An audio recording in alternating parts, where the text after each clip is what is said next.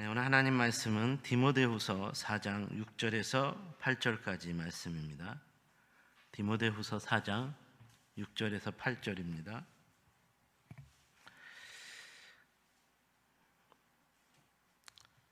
디모데후서 4장 6절에서 8절 함께 읽도록 하겠습니다.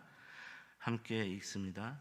시작. 전제와 같이 내가 벌써 부어지고 나의 떠날 시각이 가까웠도다. 나는 선한 싸움을 싸우고 나의 달려갈 길을 마치고 믿음을 지켰으니 이제 후로는 나를 위하여 의의 면류관이 예비되었으므로 주 곧 의로우신 재판장이 그날에 내게 주실 것이며 내게만 아니라 주의 나타나심을 사모하는 모든 자에게 도니라. 아멘. 지난주에도 재림신앙의 삶이란 제목으로 말씀을 묵상해 보았습니다. 오늘도 재림신앙의 삶이라는 제목으로 말씀을 또 묵상해 보겠습니다. 바울은 그리스도인들의 삶은 하나님의 아들로서 이 땅에 오신 예수 그리스도의 초림으로써 모든 인간의 죄를 대속하기 위해 십자가의 고난과 죽음을 당하시고 죄와 사망의 권세를 깨뜨리고 부활하심으로 이루어진 영원한 구원으로 말미암아 이후로부터 이 땅을 살아가는 모든 그리스도인의 삶은 모든 인간의 마지막 심판주로서 다시 오시게 될 예수 그리스도의 재림의 날까지 항상 깨어있는 자로서 종말론적 긴장감을 가지고 살아가는 재림 신앙의 사람들이라고 도전합니다. 이런 차원에서 우리가 지난주에도 바울이 도전하는 재림 신앙인으로서의 우리의 삶에 대한 교훈을 두 가지로 묵상해 보았습니다. 첫 번째는 재림 신앙인의 삶은 항상 전도자의 삶이어야 한다라는 것이었습니다. 그리스도인의 삶은 복음을 거부하는 세상 가운데, 복음을 알지 못하는 세상 가운데 그리스도의 복음을 전파해야 하는 삶입니다. 이런 차원에서 전도자의 삶입니다. 복음을 거부하는 세상이기 때문에 복음을 전파하는 삶이 쉽지는 않습니다. 세상은 그리스도의 복음을 거부할 뿐만 아니라 그리스도의 복음을 전하는 자를 대적합니다. 하지만 바울은 이런 세상 속에서 재림신앙의 삶이라면 때를 얻든지 못 얻든지 말씀을 전파하기 위해 힘쓰는 전도자의 삶이어야 한다라고 권면합니다. 재림신앙인이라면 어떤 형편과 처지에 있든지 복음을 전파하는 전도자로서의 삶을 살아야 하고 이를 멈추어서는 안 된다라는 말입니다. 두 번째로 재림신앙의 삶은 전도자로서의 삶으로 인해 고난받는 삶이라는 것이었습니다. 우리가 사는 세상은 그리스도의 복음을 싫어하고 대적합니다. 우리가 사는 세상은 사단이 어둠과 악의 권세로 사로잡고 있는 세상이기 때문에 빛과 선의 권세와 영광으로 오신 예수 그리스도의 복음을 당연히 싫어하고 대적하는 것입니다. 바울은 이런 세상을 살아가야 하는 그리스도인의 삶이기 때문에 그러나라는 접속어로서 새로운 전환을 꾀하는 삶, 새로운 전환을 도전하는 삶, 즉 그러나 전도자로서 고난받는 삶을 살아야 하고 이를 위해 신중하며 최선을 다해야 한다라고 권면했습니다. 사랑하는 여러분, 오늘날 우리 시대에서도 그러므로 재림신앙의 삶은 계속되어야 하는 줄로 믿습니다. 한번 우리 좌우 옆 사람에게 너무 큰 소리로 말고 재림신앙으로 삽시다 이렇게 한번 좀 인사했으면 좋겠습니다. 재림신앙으로 삽시다. 이 고백이 얼마나 중요한 고백인가를 저와 여러분이 재림신앙인으로 살아냄으로써 이 고백의 주인공이 되었으면 좋겠습니다. 오늘날 재림신앙의 삶이라는 이 말은 과거 시한부 종말론을 주장했던 이단자들에 의해서 변질되고 오염되어서 이 재림신앙이라는 단어 자체가 매우 터부시되는 경향이 있었습니다. 그러나 이것을 터부시한다면, 이것을 외면한다면 이 말을 우리가 자주 우리의 삶을 통해 우리의 삶의 고백으로 이 말을 하지 않는다면 이는 매우 잘못된 것이라는 말입니다. 신학자들은 기독교회의 역사는 그리스도 예수의 초림과 그리스도 예수의 재림 사이의 역사라고 했습니다. 이 말은 그리스도의 초림과 재림이 없다면 그리스도의 교회도 필요하지 않다라는 말이기도 합니다. 무슨 말이냐면 교회는 그리스도의 초림으로서 완성된 구원의 복음으로 말미암아 그리스도의 복음을 믿는 자들이 다시 오실 그리스도의 재림의 날까지 그리스도의 복음을 전파해야 하는 사명을 가진 공동체이고, 그리스도의 재림으로써 이 교회 공동체의 사명은 완성된다는 말입니다.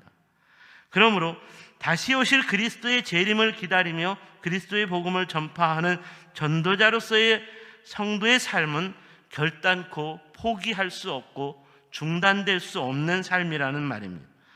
바라기는 저와 여러분의 세종샘 교회가 다시 오실 재림의 주님을 기다리며 그리스도의 복음을 전파하는 이 종말론적인 사명을 충성스럽게 감당하는 성도 공동체로 계속 세워져 갈 수 있기를 주님의 이름으로 축원합니다. 그러므로 오늘도 재림신앙의 삶이라는 주제로 재림신앙의 삶은 구체적으로 우리에게 어떤 삶을 도전하는 것인가에 대한 두 가지 교훈을 묵상해 보겠습니다. 첫 번째로 재림신앙은 마지막 날까지 선한 싸움을 싸우는 삶으로 계속되어야 한다는 것입니다. 이에 대한 교훈은 본문 6절에서 7절입니다. 6절과 7절입니다. 전제와 같이 내가 벌써 부어지고 나의 떠날 시각이 가까웠도다. 나는 선한 싸움을 싸우고 나의 달려갈 길을 마치고 믿음을 지켰으니, 이 말씀에서 이 전제와 같이 내가 벌써 부어지고 라는 이 표현은 제단 위에 올려진 제물에 술을 붓는 의식, 제주라고 하죠. 술을 붓는 의식으로서 사도 바울 자신이 교회를 위한 희생제물로 부어졌다라는 의미입니다. 그러니까 이 말씀은 사도 바울이 자신은 일평생 그리스도의 교회를 위해 헌신하고 희생하는 삶을 살았는데, 이 삶은 선한 싸움을 싸우는 삶이었다라는 것이고, 이로 인하여 믿음을 온전히 지켜낼 수 있었다라는 고백입니다. 그렇다면 여기서 선한 싸움이란 무엇을 의미하는 것일까요? 이 선한 싸움이라는 단어, 헬라어 단어는 아고나입니다. 이 아고나라는 헬라어 단어의 의미는 일반적으로 두 가지 표현으로 사용됩니다. 첫 번째로는 전장에서 병사들이 싸우는 싸움입니다. 두 번째로는 운동선수들이 경기를 할 때 싸우는 싸움입니다. 이 두 가지 의미를 가지고 그리스도인의 선한 싸움을 생각해 본다면, 첫 번째로 그리스도인의 선한 싸움은 사단 마귀와의 영적 전쟁에서 그리스도께 속한 그리스도의 군사로서의 마귀와의 싸움을 항상 끝까지 싸워야 한다는 말입니다. 저와 여러분이 그리스도의 군사로서 항상 사단 마귀와의 영적 싸움을 싸운다면 그것은 선한 싸움이요, 선한 싸움의 삶으로 인한 우리의 재림신앙의 삶은 계속된다는 말입니다. 어떻습니까? 오늘 여러분의 삶은 진정으로 그리스도의 군사로서 선한 싸움을 싸우고 살아가는 삶입니까? 참으로 안타까운 것은 오늘날 그리스도인이라고 하는 사람들이 이 사단과의 영적 싸움으로 선한 싸움을 싸우지 못한다는 것입니다. 악한 사단에 속한 세상 친구와 이웃들의 유혹과 공격에 너무나 쉽게 그리스도인의 삶이, 그리스도의 군사로서의 삶이 무너지기 때문입니다. 무절제하고 방탕하고 음란하고 속이는 거짓과 중상모략과 시기와 질투가 사단에 속한 사단의 영에 속한 이 삶이 그리스도인의 삶 가운데에서도 만연합니다. 악한 죄에 속한 사단의 종으로 살아가는 삶이 그리스도인의 삶에서도 예외가 아닙니다. 이는 선한 싸움을 싸우는 것에 실패한 것을 의미합니다. 그러니까 선한 싸움은 그리스도께 속한 삶으로서 사단과의 영적 싸움을 싸워 이겨야 하는 삶을 의미하는 것입니다. 두 번째로 운동 경기를 비유하여 선한 싸움을 싸우라는 것입니다. 운동 경기에서 정정당당하게 싸우는 것이 선한 싸움입니다. 일본에서 열리고 있는 올림픽 경기를 보면 우리가 감동을 받게 되는데, 그 감동이 금메달을 따고 은메달을 따고 동메달을 따는 것만이 아니라는 것을 우리는 깨닫게 됩니다. 비록 금메달을 따지 못하는 패자가 되었을지라도 정정당당하게 최선의 경기력을 펼쳤고 승자에게 박수를 보내주는 사람을 통해 더 큰 감동을 받고 우리는 이런 사람에게 더 많은 응원의 박수를 보내주었습니다. 그리스도인으로서 선한 싸움을 싸우라는 것도 바로 이런 차원에서의 도전을 의미하는 것입니다. 신앙생활은 내가 얼마나 많은 업적과 공로를 세워 얼마나 큰 자리, 높은 자리, 최고의 성공을 거두었느냐에 있지 않습니다. 내가 눈에 보이는 열매를 얼마나 많이 거두었느냐에 있지도 않습니다. 제가 큰 교회에서 사역하면서 느끼게 된 것은 신앙생활을 하면서 자기의 업적과 공로를 자랑하고 알아주고 인정해 주기를 좋아하는 이상한 성도들이 참 많더라는 것이었습니다. 그래서 이런 분들에게 많은 칭찬과 박수를 해주었습니다. 그런데 솔직하게 제 마음은 편하지 않았습니다. 부목사이기 때문에 또 그분들의 마음에 벗어나면, 또 미움을 사면 부목사 생활이 고단하겠다 싶어 이런 분들에게 억지로 물개 박수를 보내고 칭찬을 했습니다. 그런데 제 마음이 편하지 않았습니다. 항상 편하지 않았습니다. 인정해주고 박수 받기를 좋아해 인정해주고 물개 박수를 힘껏 쳐주었지만 제 마음 한편에서는 이런 분들의 삶이 과연 선한 싸움을 잘 싸우는 삶이다라는 생각이 전혀 들지 않았다는 것입니다. 사랑하는 여러분, 교회에서 여러분의 목사나 장로나 권사, 집사 그리고 성도들에게 여러분이 칭찬을 받고 박수를 받고 자랑할 수 있는 것으로 인해 내가 선한 싸움을 잘 싸우고 있노라고 생각한다면 이는 엄청난 착각일 것입니다. 선한 싸움을 싸우는 삶이란 이런 삶이 아니기 때문입니다. 그리스도 안에서의 선한 싸움은 이런 삶이 아니라는 것입니다.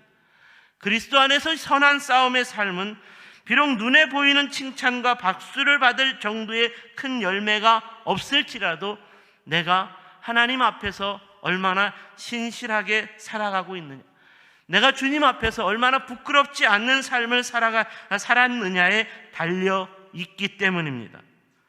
우리 주님께서 친히 보여주신 선한 싸움의 삶은 자기 몸을 자기 몸을 고난당하시고 죽으시는 삶이었습니다. 이는 누가 보아도 세상적 관점에서는 실패자의 삶이요 패배자의 모습이었습니다. 하지만 우리 주님은 영원한 구원자요 영원한 승리자가 되셨습니다. 또한 우리 주님이 보여주신 선한 싸움의 성품은 온유하고 겸손하고 섬기고 희생하는 모습이었습니다. 결단코 자기 자랑에 대한 칭찬과 자기의 모습에 대한 힘에 대한 능력에 대한 그 박수를 받는 모습, 자기 영광을 취하는 물개 박수를 받기를 즐겨하는 모습이 아니었습니다. 그러므로 그리스도 안에서 선한 싸움의 삶은 다시 오실 주님을 만날 때까지 자기를 낮추는 겸손과 자기를 희생하는 헌신과 타인을 위한 섬김과 희생을 위해 우리 주님처럼 주님을 닮아가는 삶이어야 하는 줄로 믿습니다. 바라기는 주님을 다시 만나게 될 마지막 날까지 세종샘 교회를 통한 우리 모두의 선한 싸움의 삶이, 진정한 선한 싸움의 삶이 계속될 수 있기를 주님의 이름으로 축원합니다. 두 번째로, 믿음을 지킨 자는 반드시 의의 면류관을 받게 될 것이다 라는 것입니다.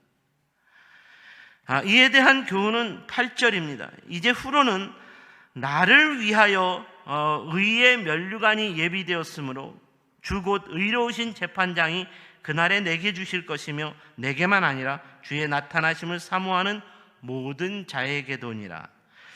이 말씀은 마지막 재림의 날까지 그리스도에 대한 믿음을 잘 지켜낸 사람은 반드시 의로우신 재판장으로부터 의의 면류관을 받게 될 것이다 라는 약속의 말씀입니다. 여기서 우리가 주목해야 하는 단어는 주님은 의로우신 재판장이고 이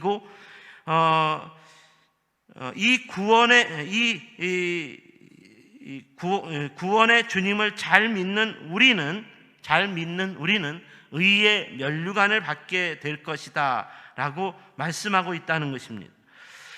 여기서 의롭다라는 단어를 우리가 주목해 보아야 하는데, 사랑하는 여러분, 우리는 왜 예수 그리스도를 구원자로 믿는 것일까요? 그것은 바로 예수 그리스도의 구원이 저와 여러분으로 하여금 의로운 사람, 의롭다 여김을 받는 사람이 되게 하였기 때문입니다. 저는 이 말씀에서 이 의롭다라는 단어를 계속 묵상해 보았습니다. 이 말씀에서 의롭다라는 이 단어, 헬라어는 디카이오시네인데, 이는 신약 성경에서 가장 많이 언급되는 표현 중에 하나이기도 하고 무려 92번에 걸쳐 이 단어가 표현되고 사용되고 있습니다. 그렇다면 의롭다라는 단어는 어떤 의미일까요? 이는 인간이 하나님께 받아들여질 수 있는 조건 혹은 인간이 하나님께 옳다고 인정받는 상태를 의미합니다. 그러니까 이 말씀에서 나를 위하여 의의 면류관이 예비되었다라는 말은 사도 바울이 자신을 위하여 의의 면류관이 예비되었다는 것을 고백하고 있는 것인데, 그렇다면 이 말은 사도 바울이 항상 예수 그리스도를 믿음으로써 하나님께 받아들여질 수 있는 조건 혹은 하나님께 옳다고 인정받는 상태에 항상 있었다는 것이고, 이로 인하여 의로운 재판장이신 주님께로부터 의의 면류관을 받을 수 있게 되었다는 말입니다.